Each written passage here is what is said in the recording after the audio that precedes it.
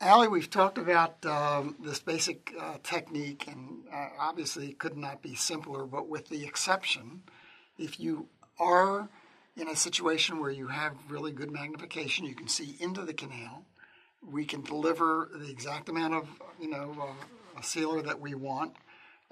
This constitutes really what we call an advanced technique, delivering the sealer as appropriate to the need into the root canal, and then following that with the core of gutta percha.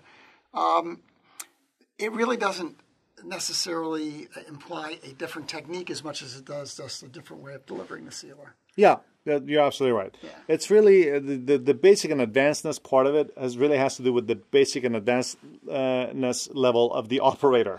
Right. If you're an advanced operator, you have microscopes, you have high magnification loops, you've done a bunch of cases, and you know what you're doing, how much of the stuff you're injecting, then use the advanced technique.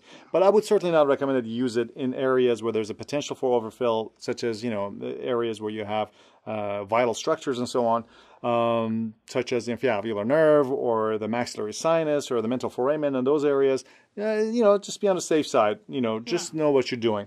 But the idea is that you inject the sealer only in the upper one half of the canal. You're not supposed to ever inject the sealer all the way down to the apex. Right. Unless you're an endodontist, you know exactly what you have a microscope, you're using it specifically to backfill a case that you're doing one-step apexification. And this is clearly only to prevent overfills and underfills. Yes.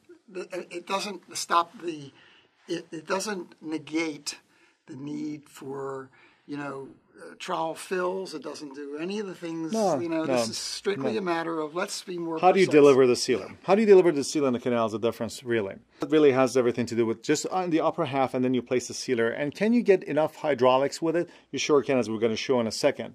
But also, another advanced branch of the advanced technique is the application of the sealer with vertical condensation. A lot of people still are on the fence about the idea of a one-cone obturation technique because it seems too simple for them. As an endodontist, I'm like, it can't be this simple. At the beginning, I was like, it can't be this simple. Come on. And until I saw the results after 5,000-6,000 cases, you're like, oh, I guess it is.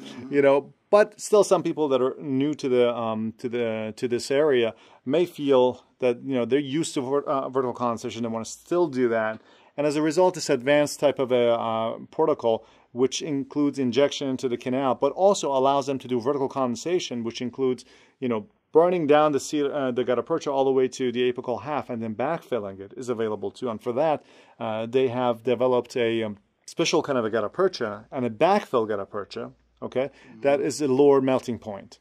But before we do that, I just want to show you that can you get with one cone enough hydraulics in order to say that you don't need to have vertical condensation. So that's the whole basis of hydraulic condensation here. As you can see, we're injecting the sealer right here in this case that has been pre-fitted with a gutta percha cone, and just in the upper half. And then as you cement your size 45 gutta percha that is matched to this space, you can see that the sealer goes in advance of the gutta percha cone. The gutta percha cone acts as a piston, if you will, and it pushes the sealer into these fins at the apex and also a lateral canal up coronally.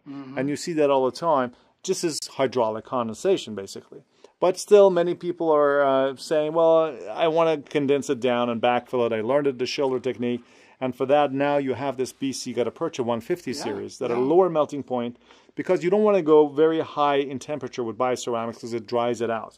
But here at the low temperature of 150 degrees Celsius, you're able to condense, burning down your Gutta Percha cone to the 5 millimeters, and then use the those backfill these pellets for backfilling that you can go onto your own gun of choice at 150 degrees temperature to backfill and have vertical condensation with bioceramics compared to those old sealers with the minimizing the sealer interface. So the traditional gutta percha that is associated, that we have in the past associated with the endosequence system, and which in fact was coated and impregnated with the bioceramic required what heat in order to actually remove the gutta percha?